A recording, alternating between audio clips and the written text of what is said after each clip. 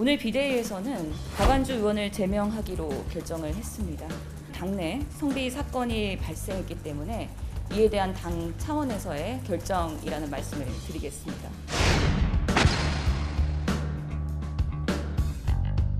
좋은 정치, 좋은 모습을 보여드리지 못한 데 대해서 진심으로 사과드린다는 말씀드립니다. 가주의 인사를 받아주시기 바랍니다. 성비력은 무관용 원칙에 적용하겠다고 밝혔고 당내 성비를 막기 위해 최선을 다했지만 또 사고가 터졌습니다. 국민 여러분께 다시 한번 진심으로 사과드립니다.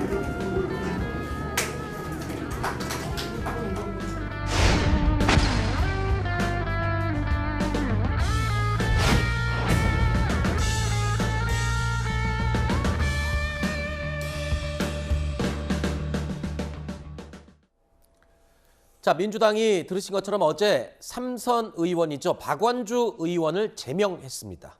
이유는 바로 성비위라고 밝혔습니다.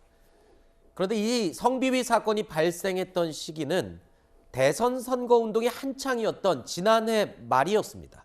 피해자는 대선이 끝난 이후에 4월 직접 당 젠더신고센터에 신고 접수를 했는데요. 그리고 어제 당이 박완주 의원에 대한 제명 결정을 내린 겁니다.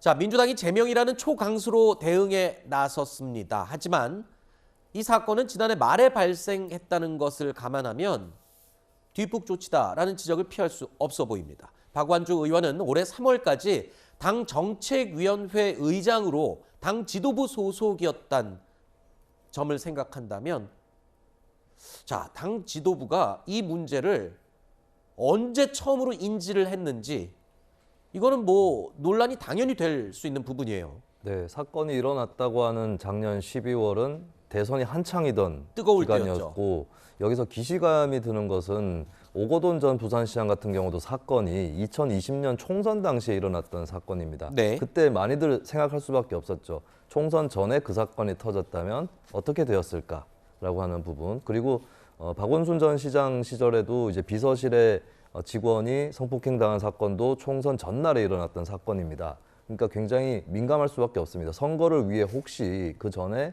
덮은 것은 아닌가라는 네. 그런 의혹이 제기되는 것은 있는 거고, 그리고 일부 의원들이 3월 9일 대선을 앞두고 이 사안과 관련해서 논의를 했던 걸로 안다라고 하는, 물론 더 이게 사실 확인이 필요할 수 있겠지만 그런 또 증언도 나오고 있는 상황이거든요. 그렇다면 이제 이게 의원실 내에서의 문제를 넘어서서 당의 관계자들 또 지도부가 언제 알았는지, 인지하고 어떤 행동을 취했는지 이것은 철저한 진상조사로 가려져야 될 일이라고 보겠습니다. 네. 이번 성비위 사건과 관련해서 민주당 비대위 지도부는 이번 논란에 대해서 거듭 고개를 숙이며 사과했습니다.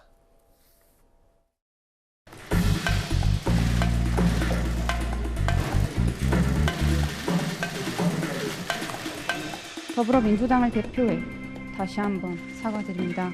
지방선거 유불리를 따지지 않고 젠더폭력 상담 신고센터를 통한 성비위 제보와 조사, 징계를 이어갈 것입니다. 어떠한 변명의 여지도 없습니다. 감히 용서를 구할 엄두도 나지 않습니다.